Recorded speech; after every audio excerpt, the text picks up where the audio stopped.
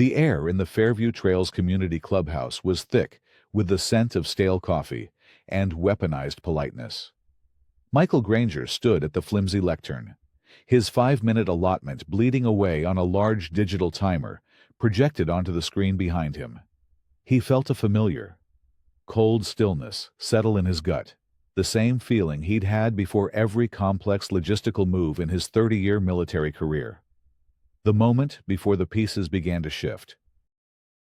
On one side of him sat a blown-up, notarized plat map of his 40-acre ranch, its boundaries marked in a stark, uncompromising red line. On the other, a copy of the formal violation notice he'd received. In the center of the long folding table, 5 members of the Architectural Control Committee sat like a tribunal, their faces arranged in varying expressions of strained patience. At the head of the table sat Carolyn Vance, the president of the Fairview Trails Homeowners Association. She wasn't looking at him. Her gaze was fixed on a point just over his left shoulder, a practiced technique of disengagement he recognized instantly. She referred to him not by name, but as the adjacent property owner, each word spaced with chilling precision. And so, as this official county survey from 2018 clearly demonstrates, Michael said, his voice calm and even, tapping the map with a pen. My property, parcel ID R77201B, is not, nor has it ever been, part of the Fairview Trails subdivision. The fence in question is located 100% within my property lines. Therefore, it is not subject to the association's covenants. The timer flashed. Carolyn finally shifted her gaze, not to him, but to the other committee members. A faint, almost imperceptible smile touched her lips. Thank you for your presentation, she said, her tone as smooth and hard as polished marble. The timer hit 0, and a soft electronic chime filled the room. Your time is up. Michael remained at the lectern, expecting a question, a rebuttal, anything. Instead, Carolyn gathered her papers into a neat stack. The committee has heard your appeal regarding the violation of CC&R Quagger 8.4.2, she announced to the room at large. We will take your position under advisement as per Article 4, Section 3 of the bylaws. A written decision will be mailed to you within 10 business days. Thank you. Next on the agenda is the Hendersons' request for a new retaining wall. It was a dismissal. So clean, so procedural. It was flawless. He had been heard, processed, and discarded without a single substantive question. He was an agenda item, a box to be checked. As he gathered his map, rolling the heavy paper back into its tube, he caught the eye of another board member, a tired-looking man named Arthur, who offered a flicker of something that might have been sympathy before looking quickly away. Michael walked out of the clubhouse and into the meticulously manicured landscape of Fairview Trails. The lawns were perfect emerald squares, the flower beds riots of disciplined color, the mailboxes identical sentinels standing at attention. It was an entire world built on the principle of conformity. He got into his truck, the engine's rumble a welcome intrusion into the oppressive quiet. As he drove away, he looked in his rearview mirror. Carolyn Vance was standing at the clubhouse window, watching him go, a silhouette of absolute certainty. He hadn't wanted this fight, but as the gates of Fairview Trails receded behind him, he knew, with the unshakable clarity of a man who had planned 1,000-ton airlifts over hostile territory, that this was not the end. It was the formal declaration of war. Peace, for Michael Granger, had a specific architecture. It was the low, rumbling sigh of a bison settling in the tall grass. It was the rhythmic creak of the old windmill turning in the afternoon breeze. It was the 40 acres of rugged Texas hill country he and his wife, Sarah, had bought with a lifetime of savings, a parcel of land that abutted the pristine, rule-bound universe of the Fairview Trails development, but was Blessedly, not part of it. After 3 decades organizing the movement of men and machines for the U.S. Army, chaos had lost its romance. Procedure was a tool, not a lifestyle. Here, on his ranch, the only rules were those of the seasons and the soil. He was setting the final post for a new split-rail fence along the northern ridge, a simple, 3-rail design of weathered cedar that followed the gentle curve of the land. It wasn't a fence for containment. The bison had their own sturdier enclosures in the lower pastures, but for definition, a line between his world and the next. From this ridge, he could see down into the valley, a sprawling panorama of oak and juniper that glowed gold in the late afternoon sun. And, to the east, he could see the terracotta roofs of Fairview Trails, a neat grid of homes that seemed to shrink under the vastness of the sky. His bison, a herd of 22 magnificent, moody beasts, grazed peacefully below. They were his passion, a living link to a wilder history. They were also the silent guardians of his tranquility. Their powerful indifference to human drama was a lesson he tried to practice daily. Later that evening, sitting on the porch with Sarah, watching the swallows dive for insects, he felt a profound sense of accomplishment. "The fence is done," he said, sipping his iced tea. Sarah leaned her head on his shoulder. Her background as a librarian made her the perfect counterpoint to his military precision. She saw the world in stories, not logistics. "It looks beautiful, Michael, like it's always been there." Her contentment was the bedrock of his own. Protecting this peace, for her, was his last and most important mission.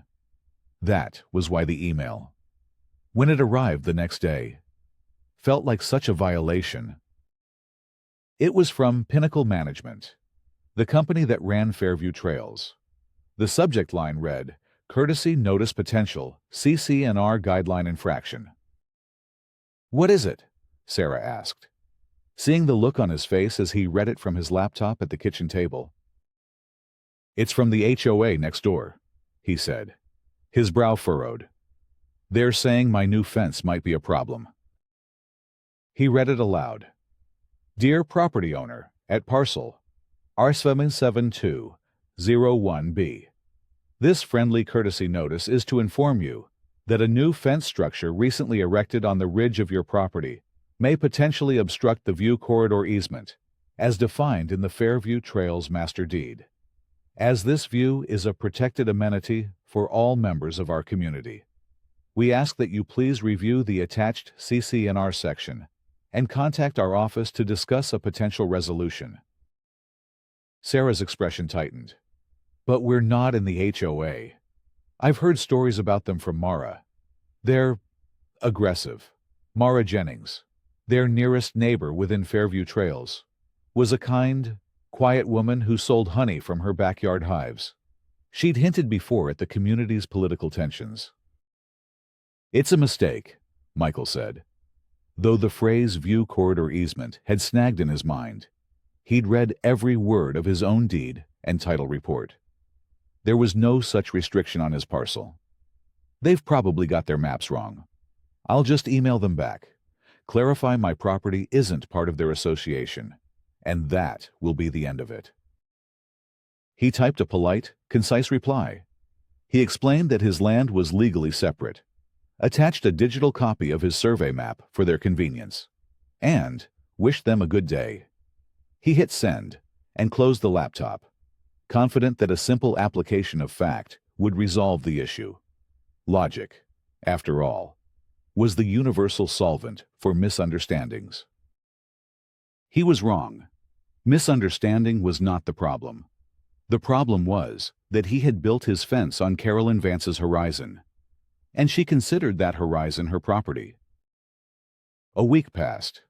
The courtesy notice faded from Michael's mind, displaced by the more pressing matters of a leaking water trough and a coming storm. The bison were restless, their low grunts a barometer of the changing pressure. He and Sarah spent a Saturday reinforcing the barn doors and clearing loose branches. The familiar rhythm of shared work, a comfort. The HOA was a solved problem, a blip of bureaucratic static. Then, the following Tuesday, the mail carrier's truck lingered at the end of their gravel drive longer than usual. When Michael went to check the box, he found a crisp, white envelope wedged inside. It wasn't a standard letter.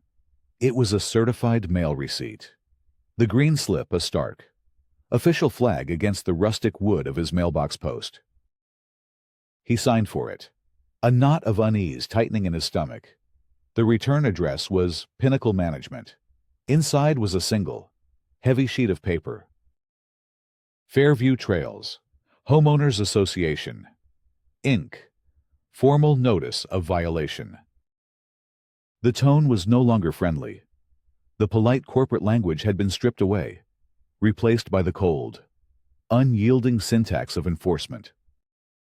RE violation of covenants, conditions and restrictions, CC&Rs, property location, adjacent parcel, R77201B, violation, paragraph 8.4.2, unapproved fencing within an exclusive use, easement area view corridor description, erection of a non-compliant split-rail fence structure obstructing the protected valley view. Dear Mr. Granger, despite a prior courtesy notice, the above-referenced violation remains uncorrected.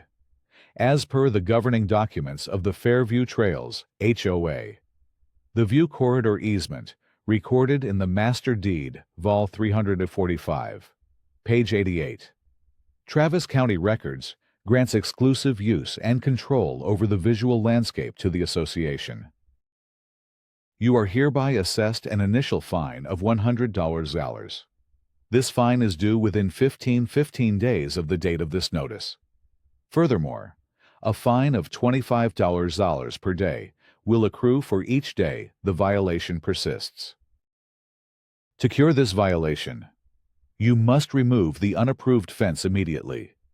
You have the right to a hearing before the Architectural Control Committee. A request for a hearing must be submitted in writing within 10 days. The letter was signed by Carolyn Vance, President, Fairview Trails Board of Directors. Sarah read it over his shoulder, her hand gripping his arm. A fine. They're fining us, Michael. They can't do that. But they had. He smoothed the certified mail receipt on his desk. The green slip a stark contrast to the red, formal notice text. Tracking number 7018 0360 001 4554 8882. Confirmed delivery on Tuesday, June 4th. They were building a paper trail. This wasn't a misunderstanding anymore. This was a deliberate, calculated act of aggression. They had cited a specific bylaw, a specific deed record. They had manufactured a hook and were now trying to set it. He looked out the window at the fence, its simple lines stark against the vast, blue sky. It was just wood and nails. A quiet declaration of where his world began. And, to someone, that was an intolerable offense. They're trying to bully us into believing we're under their control, he said, his voice low and hard. They think if they send enough official-looking paper, we'll just fold. What are we going to do? Sarah asked, her voice trembling slightly. Michael picked up the phone. First, I'm going to call this management company and speak to someone in charge. And then, he said, meeting her worried gaze, I'm going to find a good lawyer. Because this is no longer a conversation. It's a dispute. The peace of his retirement was over. The battle for the fence line had begun. Part 4. The First Obstacle. The voice on the other end of the line was a masterpiece of professional detachment. Pinnacle Management. This is Mr. Davies. How may I direct your call? I'd like to speak with you. Mr. Davies, Michael said, keeping his tone measured. My name is Michael Granger. I'm the owner of the property adjacent to Fairview Trails. I've just received a formal violation notice from your office." There was a brief silence, filled with the soft clicking of a keyboard. "Ah, yes. Mr. Granger, parcel R77201B. Regarding the fence, I have your file right here." "Good," Michael said. "Then you'll see my response to your initial courtesy notice, in which I provided a copy of my survey map confirming my property is not part of the HOA." "Yes, I see that email logged here," Davies replied, his voice unruffled. "It was reviewed by the board. And yet, I've still been fined.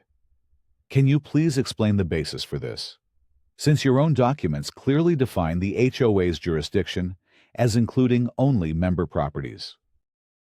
This was the logical crux of the matter. Michael expected a concession, an admission of error.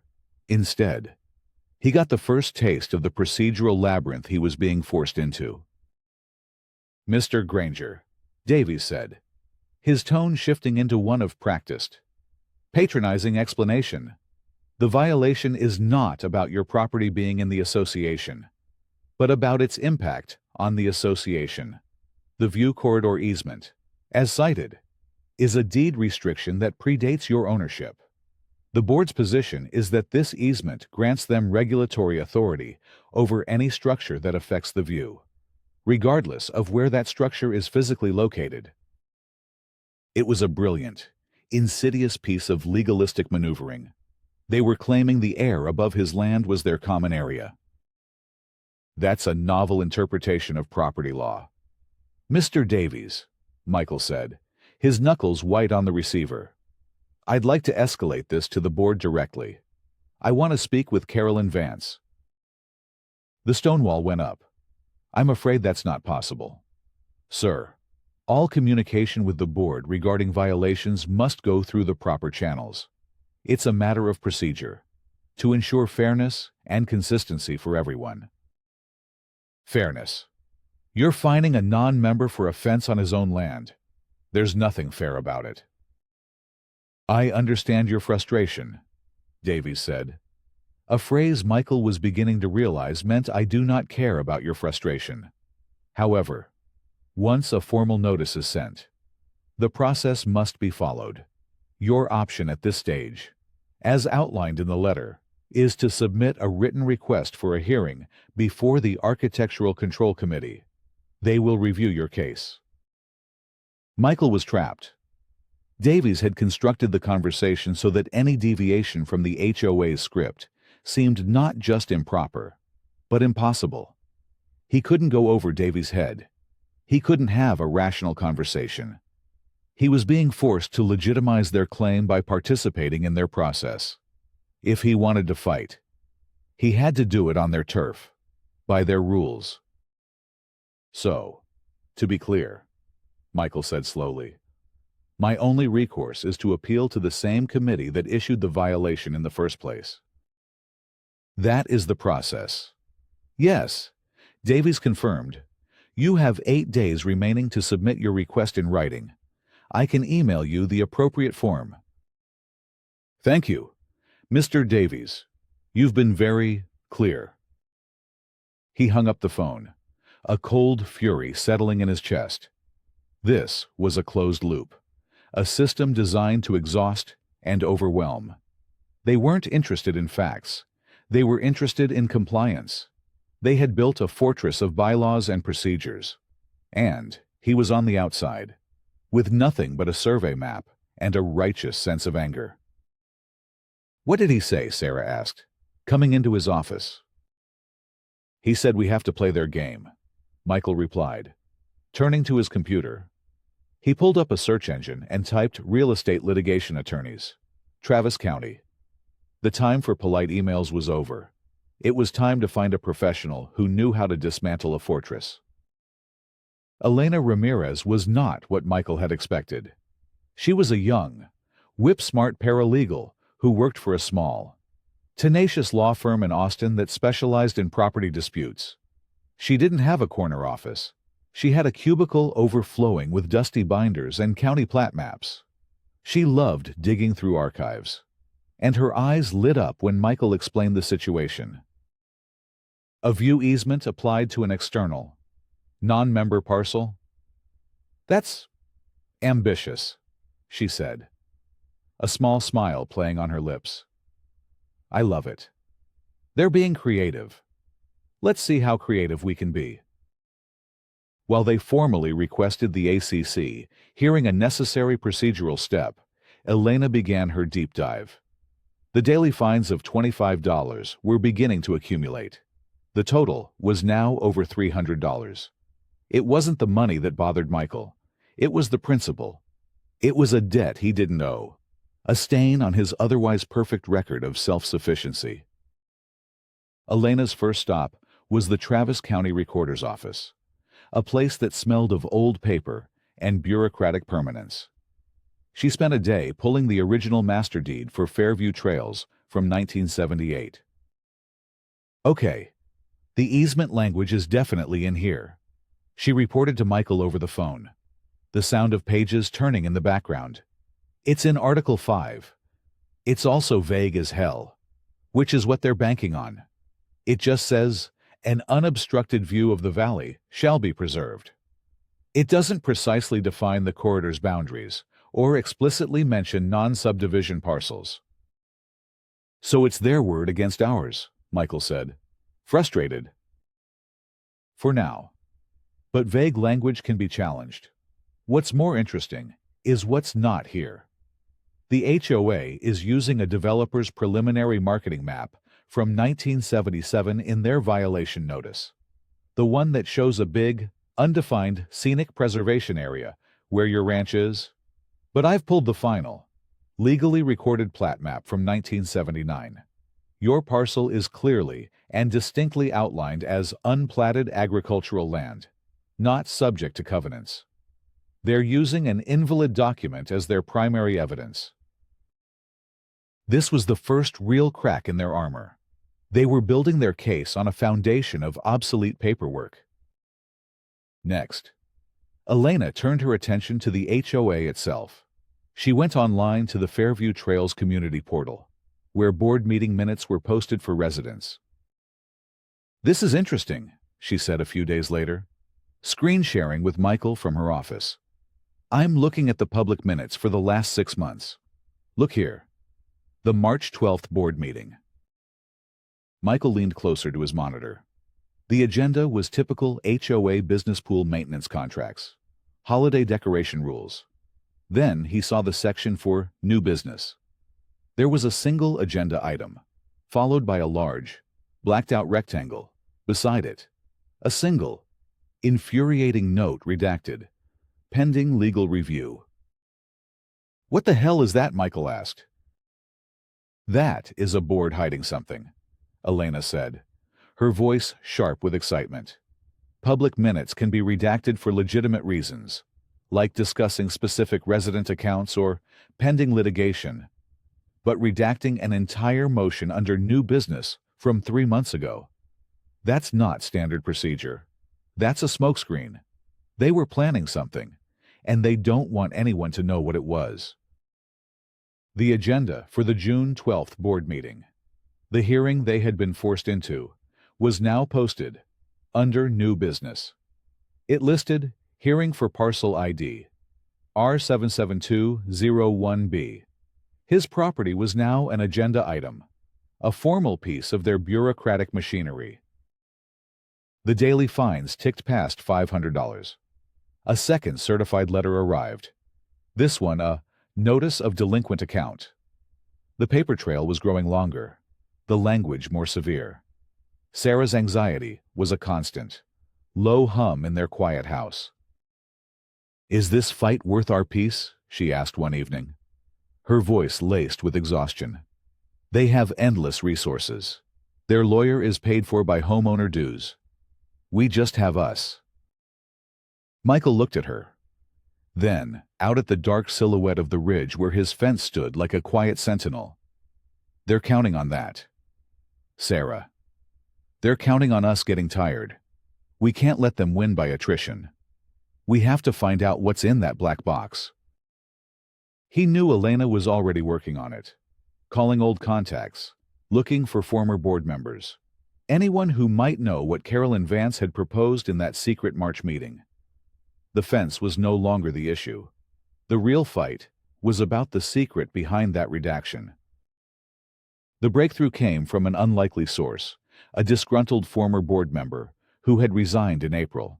Citing philosophical differences with Carolyn Vance's leadership, Elena found him through a public records search and, after a carefully worded email, he agreed to a discreet phone call. He was bitter and more than willing to talk. Carolyn became obsessed. The man, a retired accountant named Frank, explained. It started right after the new year. She was always talking about adjacent threats to property values and the integrity of the community's aesthetic. It sounded noble, but it was always directed at one place, the Granger Ranch. Elena typed furiously, capturing every word. Do you remember the March 12th meeting? There's a redacted motion in the minutes. Frank let out a dry, humorless laugh. Oh, I remember it. That's the meeting that made me decide to quit. She tried to get the board to pre-authorize funds for a legal challenge against Mr. Granger. The motion was, let me see if I can remember the wording, to explore legal avenues regarding the non-compliant agricultural parcel at R77201B for the purpose of future acquisition. Acquisition. She wanted to use HOA funds to bully him into a position where the association could eventually force a sale. The word hung in the air: acquisition. This wasn't about a fence. It was a land grab. But why? That question sent Elena down a new rabbit hole. It wasn't about HOA policy anymore. It was about Carolyn Vance. Personally. She spent 2 days sifting through a decade of Travis County property and business records, cross-referencing names, dates, and corporate filings. On the third day, she called Michael. Her voice was quiet, intense. Michael, I found it, she said. I know why she's doing this. She emailed him a file. It was a scanned copy of a property sale record from 5 years ago, the year Michael had bought his ranch. The seller was the estate of an old farmer. The buyer was Michael Granger, and listed as the official underbidder. The party that had lost the sale by less than 2% was a shell corporation named Vance Development, LLC. Elena had already pulled the LLC's registration documents. The sole registered agent was Carolyn M. Vance. She didn't just want your land. Michael, Elena explained, her voice a mixture of shock and professional triumph. She had plans for it. Big plans. I found preliminary zoning inquiries she filed with the county 6 years ago under that same LLC. She wanted to rezone your parcel from agricultural to commercial hospitality. She submitted a preliminary proposal for a project called The Overlook at Fairview, a luxury boutique hotel and event space. Michael stared at the documents on his screen, the pieces clicking into place with sickening clarity. His peaceful retirement ranch. His quiet sanctuary. It sat on the grave of Carolyn Vance's multi-million-dollar dream. He hadn't just bought a piece of land. He had unknowingly thwarted her entire commercial ambition. The view she was so desperate to protect for the community was the same view she had planned to sell to hotel guests for $500 a night. This wasn't about bylaws. This was about revenge. A cold, patient, 5-year grudge, executed with the full, unsuspecting power of a homeowners association. Every notice, every fine, every procedural roadblock was a personal attack, disguised as official business. She's been using the HOA as her own private army, Michael said, the words tasting like ash. Worse. Elena replied, she's been using their money as her war chest. Every dollar they spend on their lawyers is a homeowner's dues, all to fight a battle for her own personal gain. He thought of the ACC hearing, of her cool, dismissive gaze. It hadn't been impersonal bureaucracy. It had been the calculated contempt of a rival. She wasn't just trying to make him move a fence. She was trying to make him pay for costing her a fortune. The stakes had just been raised exponentially. Armed with the truth, Michael felt a surge of grim determination. The upcoming annual members' meeting in 3 weeks was no longer just a chance to clear his name. It was the perfect public forum to expose Carolyn's entire scheme. He and Elena began preparing a meticulous, evidence-based presentation, designed to be delivered within the strict 5-minute time limit of the public comment period. They assembled the documents, in sequence his valid survey, the HOA's invalid map, the text of the easement, the unredacted board minutes, and the damning proof of Vance Development, LLC. But Carolyn was a master of procedure, and she was always one step ahead. A week before the annual meeting, another certified letter arrived. This one was thicker, heavier. Michael's hands were steady as he signed for it, but a cold dread washed over him as he read the title in bold, capitalized letters. Notice of Intent to File a Lion. The document was a formal declaration that if the accumulated fines and newly added legal fees, now totaling over $2,800, were not paid in full within 30 days, the Fairview Trails HOA would place a lien on his property. A lien. The word landed like a physical blow. It was a legal claim against his title, a black mark that would freeze his ability to sell, refinance, or borrow against his land. It would cripple his credit score and attach a permanent, public record of dispute to the sanctuary he had built. The 30-day clock had started. The pressure was now immense, a constant, crushing weight. That night, the conversation with Sarah was the hardest they'd ever had. She sat at the kitchen table, the notice spread out before her, her face pale. "Michael, this is our home, our retirement. Everything we worked for is in this land," she said, her voice barely a whisper. "A lien. That's not just a fine anymore. That's them trying to take a piece of it." "They can't take it, Sarah. It's just a claim for money, a fraudulent one." "But what if we lose? What if this goes on for years? The legal bills. This Elena is wonderful, but she's not free. Is this pride? Is it worth risking our financial future over a fence?" Her question was a dagger of doubt. Was he being principled, or just stubborn? He looked out at the darkened ranch, the familiar shapes of the oaks and the steady, blinking light on the windmill. "It stopped being about the fence a long time ago," he said softly. "This is about an abuse of power, if we pay them. We're admitting they were right. We're validating their right to harass anyone who doesn't fit into their perfect little picture. If we let them do this to us, with all our resources, what chance does someone like Mara's friend Martha have?" That's when he remembered the other piece of information. Elena had uncovered a detail that had seemed secondary at the time, but now felt charged with significance. While digging through HOA financial records, she'd found a note in a subcommittee ledger. Carolyn had used her presidential discretionary authority to quietly waive over $2,000 in fines for an elderly resident. Martha. Who was Mara Jennings's best friend? Martha had been struggling to afford a mandatory roof replacement. The waiver had been granted just days after Mara had first expressed concern to other neighbors about Carolyn's aggressive stance toward Michael's ranch. It was a classic carrot-and-stick maneuver, a public threat to one, a private reward to another.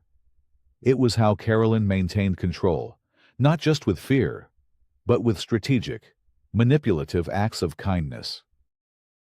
This presented him with a terrible moral dilemma. He could use that information at the annual meeting. He could expose Carolyn's hypocrisy, showing how she wielded fines as both a weapon and a reward. But doing so would drag poor Martha, an innocent and vulnerable woman, into the middle of the public spectacle. It would turn her private financial struggles into a weapon in his war. To win completely, he might have to hurt someone who didn't deserve it. His victory would come at the cost of another's dignity. He now had the ticking clock of the lien, the fear in his wife's eyes, and the weight of a moral compromise on his conscience. Carolyn hadn't just attacked his property. She had laid a minefield in front of his principles. He had to find a way to win clean. The clubhouse ballroom was a sea of beige chairs and bored faces. The Fairview Trails annual members' meeting was, by all accounts, a tedious affair.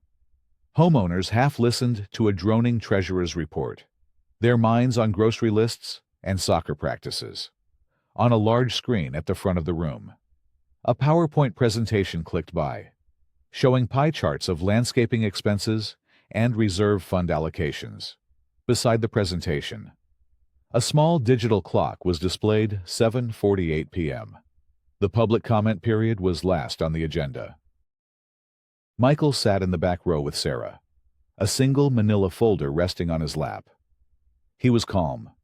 Every piece of his military logistics training had prepared him for this moment. Analyze the terrain, anticipate the opposition's moves, control the supply chain of information, and execute with precision. Finally, at 8:15 p.m., Carolyn Vance stepped to the podium. That concludes our formal business. We will now open the floor for the homeowner comment period. As a reminder, speakers are limited to 5 minutes. The timer will be displayed on the screen. Michael was the last of 3 people who had signed up. He watched as a resident complained about the speed bumps on Fairview Drive, and another asked for more pet waste stations. Then Carolyn called his name, her voice dripping with condescension. Our final speaker is Mr. Michael Granger, the adjacent property owner with an ongoing compliance issue. A few heads turned. He walked to the front of the room and placed his folder on the lectern. The large countdown timer on the screen reset to 5:00. It began to tick down immediately. "Good evening," he began, his voice steady and clear, carrying easily through the room. "My name is Michael Granger, my wife, Sarah, and I own the 40 acres of ranch land just north of your community entrance." He placed his official, notarized survey map under the document camera. It filled the screen. "This is the legally recorded survey of my property. As you can see, the red line marking my boundary is distinct and separate from the area governed by the Fairview Trails HOA. For the past 6 weeks, your board of directors has been pursuing a violation against me for a fence located here," he said, pointing with a pen. "Well, inside my property line." He swapped the map for the formal violation notice. "I was cited under CC&R Section 8.4.2, which, and I quote, governs fencing in common areas or exclusive use easement areas. As the legal survey proves, my private land is neither. Your board has based its entire action on an improper application of your own bylaws." A low murmur rippled through the audience. People were starting to sit up straighter. The board's justification for this is a view corridor easement from the 1978 Master Deed. He projected the deed onto the screen, a page of dense, typed text. "I've had legal counsel review this document. Article 2. Section 4 of this same deed explicitly states," and he highlighted the text with a laser pointer, "that this easement applies only to parcels subdivided from the original Fairview Meadows tract. My land, parcel R77201B, was never part of that tract. Legally, it is exempt." The murmur grew louder. Carolyn Vance, sitting at the head table, was no longer smiling. Her face was a rigid mask. "So the question is, why would your board spend thousands of your dollars in management time and legal fees pursuing a violation that has no legal standing?" He paused for a beat, letting the question hang in the air. I believe the answer is in the minutes of your own March 12th board meeting. He projected the public, redacted minutes. The big black box was stark on the screen. Then, he slid another paper on top of it, the unredacted version. This is the original text of the redacted motion, proposed by President Vance. It reads, "To explore legal avenues regarding the non-compliant agricultural parcel at R77201B for the purpose of future acquisition." A collective gasp went through the room. The words, "future acquisition," echoed in the silent hall. This was never about a fence, Michael said, his voice dropping slightly, drawing everyone in. It was about trying to force a sale. And why he projected the final document, the property sale record showing Vance Development, LLC, as the underbidder for his land 5 years prior. Because your president wanted my land for a private commercial hotel project that she lost in a fair bid. This has been a personal vendetta, funded by your homeowner dues. He looked directly at the homeowners. Your board is about to place a lien on my family's home for a fake violation, to settle a personal score. My time is up. Thank you. He stepped away from the lectern. The timer hit 000. The only sound in the room was the soft, electronic chime. The silence that followed was absolute. It was not a sleepy, inattentive silence, but a stunned, electric one. Every homeowner in the room was staring at the head table, at Carolyn Vance, whose carefully composed facade was cracking under the weight of 100 pairs of eyes. The first person to break the spell was Mr. Davies, the management company representative. He practically lunged for a microphone, his face a mask of frantic damage control. "On the record," he said, his voice high and strained. Pinnacle Management was not privy to any potential conflict of interest regarding this matter. We acted solely on the documented direction of the Board of Directors, as is our contractual obligation. He had just thrown Carolyn and the entire board directly under the bus. Next, Arthur, the quiet board member who had offered Michael a sympathetic glance at the hearing, stood up. His face was ashen. He turned to Carolyn. "Carolyn, is this true? The LLC, the acquisition motion. Is any of this true?" Carolyn opened her mouth, but no words came out. She looked trapped, exposed under the harsh fluorescent lights of the ballroom. In that moment, as her lies were laid bare, a flicker of genuine hurt flashed across her face, a brief glimpse of the raw ambition that had driven her. "That land was supposed to be mine," she whispered, a statement not of defense, but of wounded entitlement. Then, from the back of the room, a new voice cut through the tension. It was Mara Jennings. She was standing, her hands trembling, but her voice was unwavering. For years, she had stayed silent, intimidated by Carolyn's petty threats over the height of her hedges or the color of her welcome mat. But Michael's quiet integrity had given her courage. "I've lived in Fairview Trails for 20 years, Mara said, her voice growing stronger with every word. "I have seen this board, under President Vance's leadership, find good people for the most trivial things. We were told it was about maintaining standards. But this," she gestured toward the screen, where the evidence of Carolyn's vendetta was still displayed. "This is not about standards. This is corruption. It's a disgrace."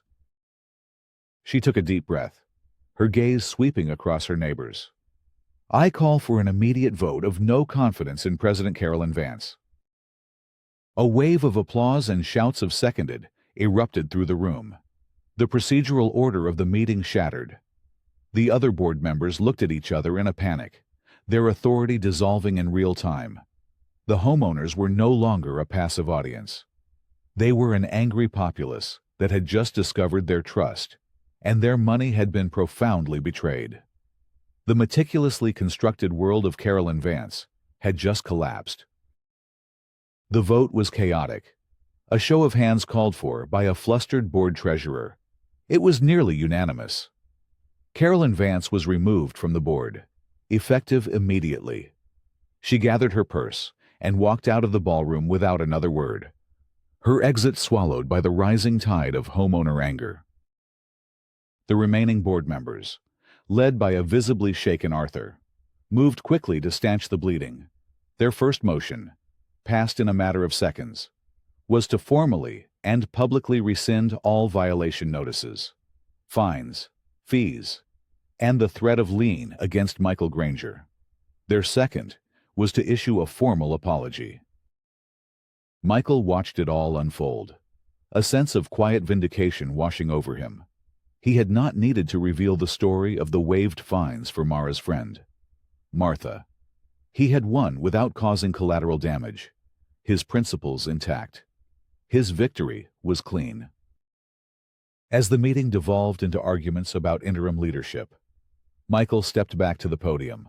A hush fell over the room. "I didn't do this to tear your community apart," he said, his tone conciliatory, not triumphant. "I did it to protect my family.